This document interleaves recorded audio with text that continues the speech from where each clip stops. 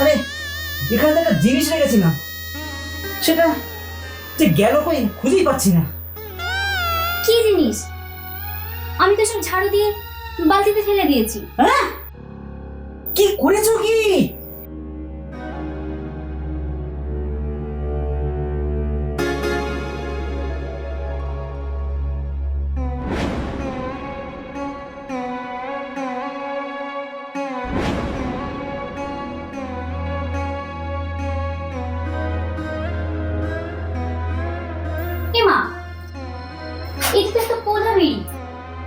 এটার জন্য তুমি অরণ করছিলে? ওসব তুমি বুঝবে না কিন্তু।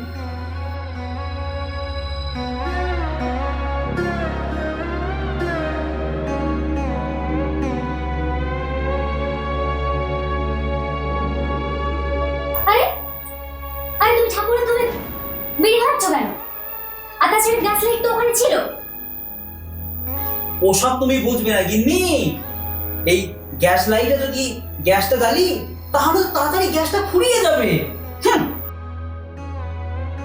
আরে তুমি ধূপকাঠিটা নেভাচ্ছ কেন? নেভাচ্ছি এই জন্যে, বাকি অংশটা আবার কাল জ্বালবো, বুঝেছো? বুঝেছি, এই জন্য তোমার এই দশা। হার কিপটে কথা বল।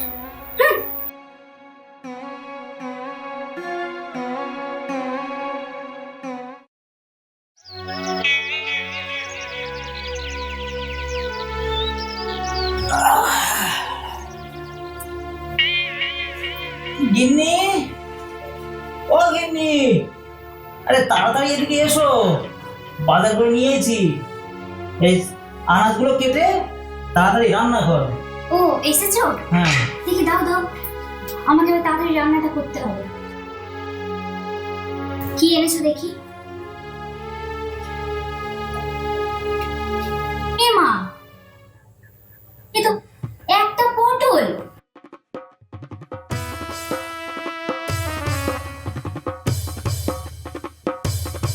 দুটো ঢেঁড়স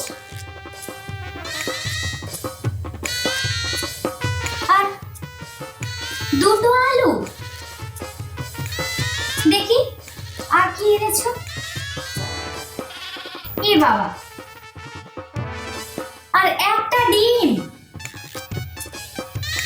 এগুলো দিয়ে আমি কি রান্না করবো? হ্যাঁ, ভাল লাগে না। কেন? দেখি আমাকে দাও। এই একটা পটল দুখাদি করলাম, একটা তোমার আর একটা আমার। এই একটা আলু দুখাদি করলাম, একটা তোমার আর একটা আমার। আর এই যে দেখতে পাচ্ছ ভেন্ডি দুটো আর এই আলুটা একসাথে ভাতে দিয়ে দেবো।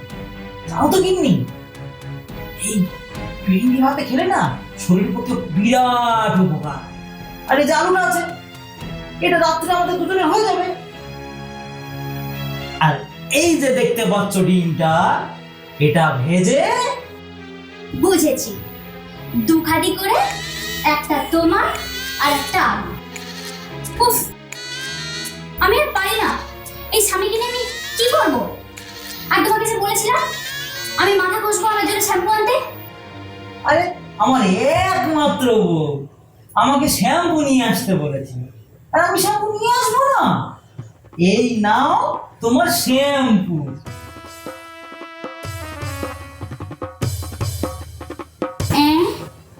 এই 1 টাকার 1 পাতা শ্যাম্পু, এই এত বড় চুলে আমার এটা ফার।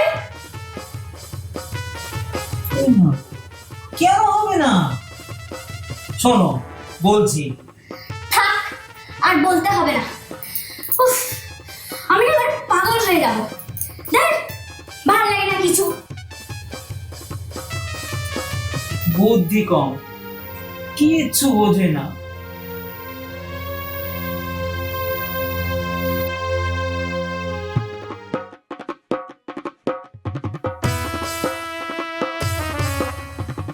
এই দাঁড়াও দাঁড়াও, বলি যাচ্ছ কোথায়? দেখতে পাচ্ছ না? চান করতে। হ্যাঁ সে তো দেখতে পাচ্ছি, কিন্তু ওই পুরো সাবানটা নিয়ে দাও দাও, সাবানটা দাও। কি মা? এই না, বলি একটু দেখে শুনে খোঁজ করতে হবে তো, না হলে সংসারের উন্নতি হবে কি করে? আমি অনেক কিপটে দেখেছি, কিন্তু তোমার মতন এমন কিপটে বামুন আমি আর একটাও দেখিনি। হুম।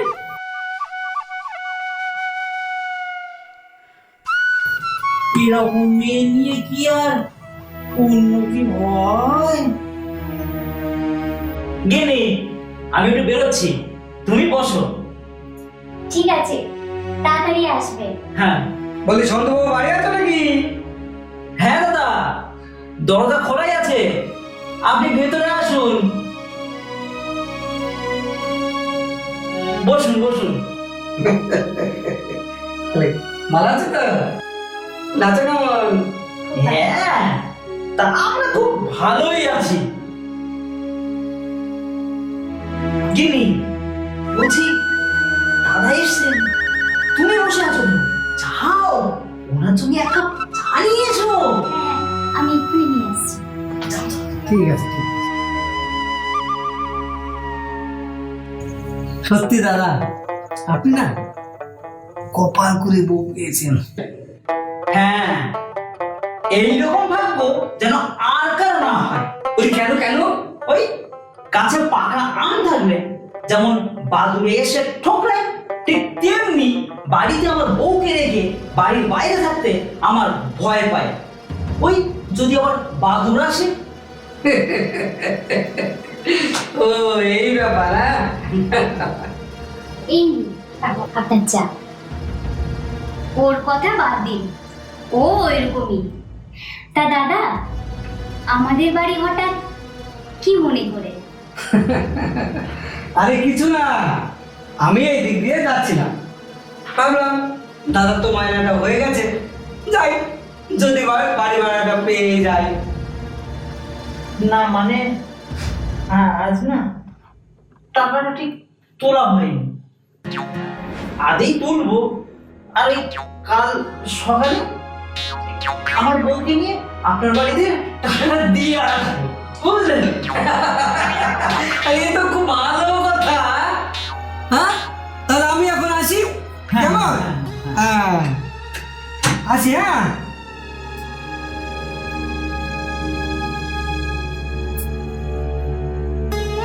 এই, তুমি টাকাটা তো তুললে, তো তুমি টাকাটা দিলে না কেন?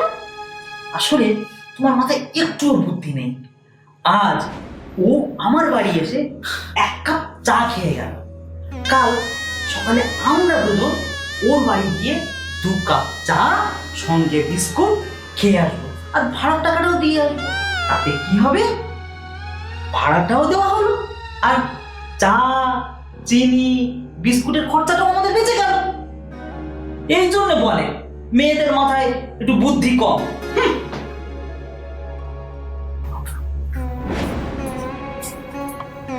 বাবা গো, আমাকে কার হাতে দিয়েছো?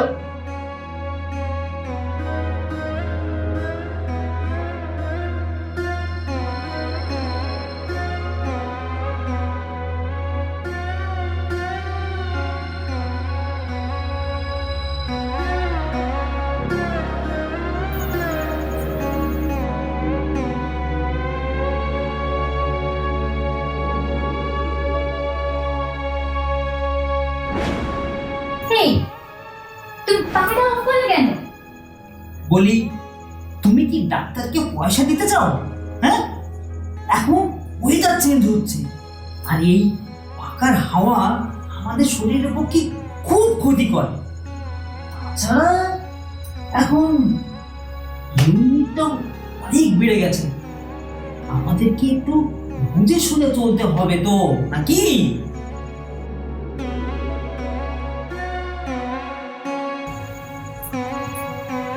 বাবা রে বাবা, আর পারি না। কি বাড়ির খরচের বেলায় টিপতে, আর এখন এখন বাবু সিগারেট কেনা হচ্ছে? বলি, বাইরের লোকের কাছে আমার একটা মান সম্মান আছে তো, নাকি? তাই এই সিগারেটের প্যাকেটটা রাখতে হয়। এই সিগারেটের প্যাকেটের মধ্যে হ্যাঁ, পোদা বিড়ি। হ্যাঁ, পোদা